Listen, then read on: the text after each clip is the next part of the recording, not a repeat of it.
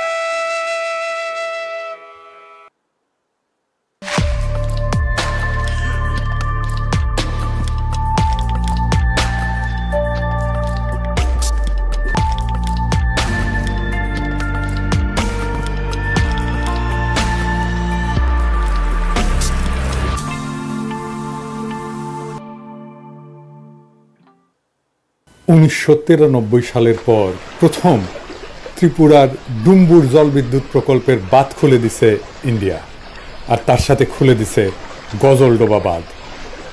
আর বানের পানি বিধ্বংসী রূপে ছুটে আসছে বাংলাদেশের দিকে।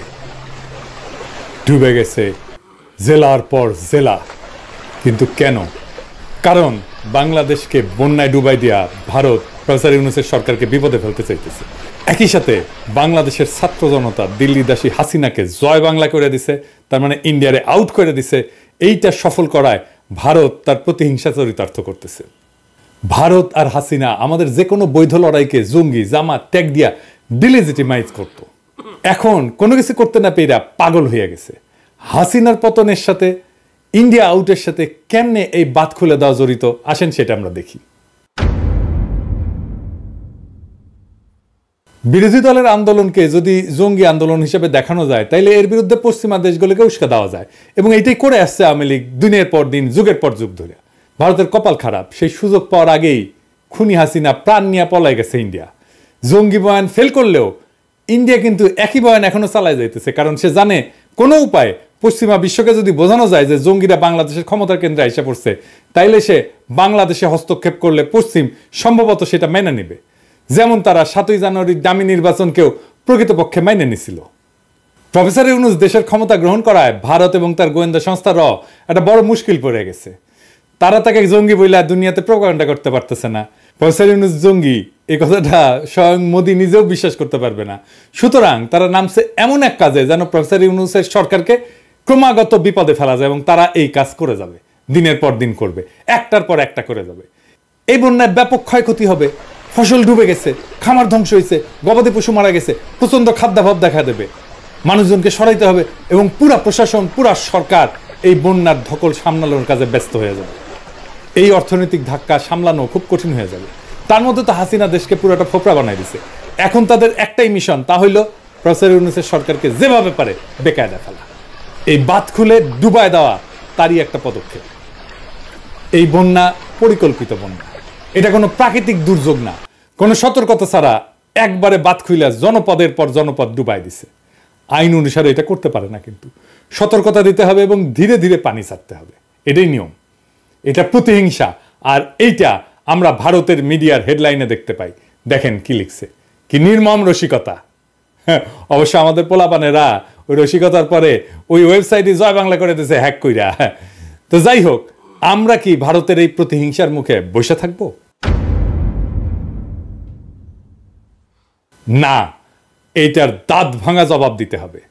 এর দাঁত ভাঙা জবাব হিসেবে আমরা টোটাল ইন্ডিয়া বয়কটের ডাক দিচ্ছি। আমরা এর আগে ইন্ডিয়ান প্রোডাক্ট বয়কট করছিলাম, কিছু সিলেক্টেড প্রোডাক্ট বয়কট করছিলাম, এইবার আমরা টোটাল ইন্ডিয়া বয়কটের ডাক দিচ্ছি। শুধুমাত্র ইন্ডিয়া পণ্য না, সেই সাথে ইন্ডিয়া থেকে সকল প্রকার শিল্পের কাঁচামাল আনা বন্ধ হবে। ছাত্র জনতা এটা নিশ্চিত করবেন। তৃতীয় দেশ থেকে কাঁচামাল আনলে খরচ যদি কিছুটা বেশিও পড়ে, সেইটা আওয়ামী চাঁদাবাজি বন্ধ হয়, শিল্পের মালিকানা পুরোপুরি পুষায় নিয়েও লাভের খাতায় কিন্তু থাকবেন। আমাদের সাপ্লাই চেইন ইন্ডিয়া থেকে সরায় নেওয়ার এটাই মোক্ষম সময়। একই সাথে ভারতের সকল এয়ারলাইন্সকেও বয়কট করা হলো। ইন্ডিয়ান কোনো এয়ারলাইন্সে কেউ টিকিট কাটবেন না, কোনো বন্দরে ভারতীয় মালামাল খালাস করবেন না, কোনো দোকানে ভারতীয় পণ্য পাইলে সেটা এখন ধ্বংস করবেন। আমরা এর আগে বলছিলাম তুলে নিতে বলবেন, না রাখতে বলবেন, কিন্তু এখন বলতেছি এটা ধ্বংস করবেন। কোনো ভারতীয় পণ্য বহন করবেন না, কোনো পরিবহন যেন না পায় পণ্য নিয়ে আসার জন্য। ওরা ভিসা সেন্টার বন্ধ করে দিছে, খুব ভালো করছে। আর যেন না খোলে। ওরা মৈত্রী ট্রেন নাকি চালাইতে উৎসাহ পাইতেছে না, চালাইস না, আমরা খুব খুশি, না চালাইলে আমরা সবচেয়ে খুশি হব। সরকারকে আহ্বান জানাচ্ছি ভারতের সাথে সকল চুক্তি উন্মুক্ত করেন, যা যা এক্ষুনি বাতিলযোগ্য সেইগুলো বাতিল করেন। মোংলা পোর্ট দিয়ে দিচ্ছেন, ট্রানজিট দিচ্ছেন, সব বাতিল করেন। টোটাল ইন্ডিয়া আউট বাস্তবায়ন করে আমরা ইন্ডিয়াকে উচিত জবাব দেব, যা তারা বহু যুগ মনে রাখবে। আর কি করব? ইন্ডিয়া শুকনা মৌসুমে কখনোই চুক্তি মোতাবেক আমাদের পানি দেয় নাই, অথচ বর্ষার সময় আমাদের পানিতে ডুবায় মারে। ভারতের এই জঘন্য খেলা বন্ধ করার এটাই সময়। ভারতের কাছে পানি পাওয়া, যেটা আন্তর্জাতিক আইনে আমাদের প্রাপ্য, তার আশা করা বাতুলতা। আমাদের সামনে একটাই টেকসই দীর্ঘমেয়াদী সমাধান আছে। কি সেটা? সেই সমাধান হইতেছে তিস্তা প্রকল্পের মতো সকল নদীতে ওয়াটার ম্যানেজমেন্ট প্রকল্প বাস্তবায়ন করা। আমরা সরকারের কাছে দাবি জানাই, তিস্তা প্রকল্প সংক্রান্ত চীনের প্রস্তাব অবিলম্বে গ্রহণ করেন। ছাত্র জনতাকে আহ্বান জানাবো সরকারকে এই বিষয়ে ব্যাপক চাপ দিতে, যেন এই প্রকল্প চীনকে অবিলম্বে দিয়ে দেওয়া হয়। চীন প্রস্তুত আছে, চীন বারবার বলতেছে এই প্রকল্পে তারা বিনিয়োগ করতে আগ্রহী। এই প্রকল্প চীনকে দিয়ে দেন, ইন্ডিয়ার গালে 2 থাপ্পড় দেওয়া হবে আমরা যদি এই প্রকল্প চীনকে দিয়ে দিই। ফাইনালি ভারত বন্ধু আর ভারতকে কিছু আখেরি কথা বলতে চাই, কান খুইলা শুনে রাখেন। অনেকে মনে করেন ভারত বড় দেশ, আমাদের ঘিরা আছে, হুরে বাবা, হ্যাঁ আমাদের খায়া ফেলবে। হ্যাঁ জিনা, ভারত আমাদের ঘিরা নাই, আমরা ভারত দিয়ে বেষ্টিত না। ভারত বরং চারিদিকে শত্রু রাষ্ট্র দিয়ে বেষ্টিত। সরাসরি শত্রু না হইলেও তারা ভারতের বন্ধু না, যারা ভারতকে বেষ্টন করে আছে। ম্যাপটা খুলে দেখেন, একদিকে পাকিস্তান, চীন, নেপাল, বাংলাদেশ, আর ওইদিকে মায়ানমারের গণতন্ত্রকামীরা জিতে গেলে ওরা বাম্বু দেবে ইন্ডিয়াকে সকাল বিকাল। ইন্ডিয়াকে ঘিরে ফেলা হয়েছে চারিদিক থেকে, চারিদিকে ওর হোস্টাইল টেরিটরি। আর আমরা তিস্তার চায়নাকে ডেকে না চিকেন নেক চাইপা ধরবো। 15 বছর ফ্যাসিবাদের ঘানি টানাইছে ইন্ডিয়া, এইটার মূল্য ইন্ডিয়াকে চুকাইতে হবে কড়ায় গন্ডায় আগামী 50 বছর ধইরা। একটা কবিতা ছিল, মুক্তিযুদ্ধের সময় লেখা হয়েছিল, সেই কবিতা আমরা আবার পড়ব। তুমি আমার আকাশ থেকে সরাও তোমার ছায়া, তুমি বাংলা ছাড়ো।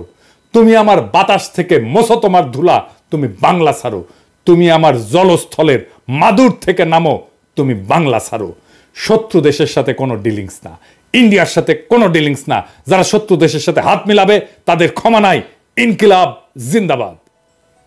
আচ্ছা, ডুম্বুর জলবিদ্যুৎ কেন্দ্রের যে বাঁধ রয়েছে সেটা ছেড়ে দেওয়ার ফলেই বলা হচ্ছে যে এখানে বন্যার পরিস্থিতি হয়েছে। ফেনী, নোয়াখালী, কুমিল্লা এরকম 8টা ডিস্ট্রিক্ট রয়েছে, সেখানে সমস্ত জায়গায় জলে প্লাবিত হয়ে গিয়েছে এবং এর ফলে প্রচুর শস্য নষ্ট, প্রচুর গবাদি পশুর মৃত্যু হয়েছে, যেগুলো দেখলাম খুবই খারাপ লাগলো।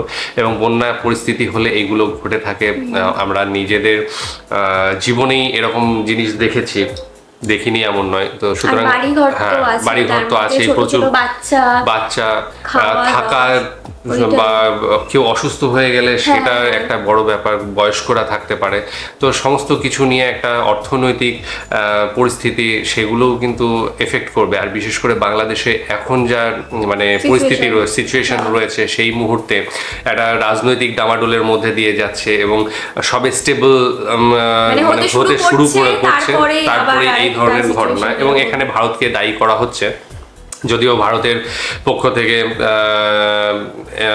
মিনিস্ট্রি অফ এক্সটার্নাল অ্যাফেয়ার্সের তরফ থেকে জানানো হয়েছে যে ডুম্বুর খুলে দেওয়ার জন্য এই ইয়েটা হয়নি, অ্যাকচুয়ালি আকাশ বৃষ্টির জন্য হয়েছে। যাই হোক, যেটাই হোক, খুব খারাপ জিনিস হয়েছে। যদি হয়েও থাকে, মানে ওইভাবে হয়ে থাকে যেটা পিনাকি ভট্টাচার্য বললেন, তো সেটা ভীষণ খারাপ জিনিস। এবং কূটনৈতিক একটা মারপ্যাচ তো থাকবেই সমস্ত কিছু বিষয়ে। এবং আমরা দেখছি যে বহুদিন আগে থেকেই ভারত বয়কট একটা ব্যাপার চলছে বাংলাদেশে, তার মানে ফলস্বরূপ আমরা এগুলোও দেখতে পাচ্ছি যে সমস্ত কিছুতেই। আর আরেকটা জিনিস বলতে চাই যে দুই দিকের মিডিয়াই কিন্তু কিছু কিছু আমি দেখি যে খুব খারাপ ধরনের ইম্যাচিওর মানে শিরোনাম করে, কথাবার্তা বলে এবং শিরোনাম করে। সেটা আমি শুধু মানে যে ইন্ডিয়ার কথা বলছি তাই নয়, বাংলাদেশেও প্রচুর ইউটিউব রয়েছে এবং সেখানে প্রচুর নিউজ চ্যানেলও রয়েছে, সেখানেও কিন্তু শিরোনামগুলো উল্টোপাল্টা করা হয়। এবং ভারতে যেটা করেছে আমি একদম এর বিপক্ষে বলছি। এবং সত্যি এই মুহূর্তে এই ধরনের কথাবার্তা, তাও আবার একটা খুব মানে নাম করা একটা চ্যানেল, সেখানকার থেকে যদি এই ধরনের বার্তা যায় সেটা কখনোই মেনে নেওয়া যায় না। এবং সেটা ভীষণই খারাপ করেছে। একটা দুর্গতদের পাশে থাকার দরকার সেখানে, অ্যাজ এ মানে আমি প্রতিবেশী হিসেবে বলবো না, মানুষ হিসেবে অন্তত এইগুলো করা উচিত নয়। তো এই জিনিসটা খুবই খারাপ হয়েছে। এবং পিনাকি ভট্টাচার্য কিছু কিছু উপায় দিলেন, সেটার ওপরে অবশ্যই বাংলাদেশের মানুষের ডিপেন্ড করবে সেটা তারা কিভাবে নেবে না নেবে। তবে আমরা ভারতবাসী হিসেবে চাইবো যে প্রত্যেকটা ভারতবাসী এবং বাংলাদেশি সবাই মিলেমিশে থাকুক এবং নিজেদের মধ্যে আদান প্রদান সমস্ত কিছু হোক এবং ভালো একটা সুসম্পর্ক, হিংসা বিদ্বেষ যেন না থাকে এবং একে অপরের সাহায্য করে অন্তত এই দক্ষিণ এশিয়াটাকে একটা সুন্দর পরিবেশ তৈরি করুক, যেটাতে মানুষ খুব স্বাচ্ছন্দ্যে এদিক থেকে ওদিকে যেতে পারবে, ওদিক থেকে এদিকে আসতে পারবে এবং সাথে সাথে একটা ভালো সমাজ ব্যবস্থা এবং ভালো রাষ্ট্র গঠন হবে। যাই হোক, খুব খারাপ লাগলো এই যে বন্যার খবরটা শুনে এবং সত্যি মর্মাহত। এবং আমাদের যদি কিছু করার থাকতো আমরা অবশ্যই করতাম ব্যক্তিগতভাবে। তো এরকম সত্যি কথা বলতে এমনি এমনি বলছি না, এর আগে আমরা করেছি, সেজন্য বলছি যে যদি করার থাকতো আমরা করতাম। আর বিশেষ কিছু বলার নেই, এটুকুই যে আমাদের যতটুকু সম্ভব সেটা আমরা ভিডিওর মাধ্যমে তোমাদের কাছে তুলে ধরলাম, প্রকাশ করলাম এবং এটাই মানে আমাদের যা দেওয়ার। যাই হোক, ভালো থাকুক যারা এইভাবে বন্যায় দুর্গত রয়েছে, তাদের উপশম হোক এবং মানুষ যাতে তাদের হেল্প করে সেটাই চাইবো। আজকের মতামত তোমরা অবশ্যই জানাবে এবং কমেন্ট সেকশনে তোমাদের যে ভিউজ রয়েছে এইগুলোর ব্যাপারে, তো সেটা অবশ্যই দিও। আর বিশেষ কিছু বলতে চাই না, আজকের মতো এখানে শেষ করছি।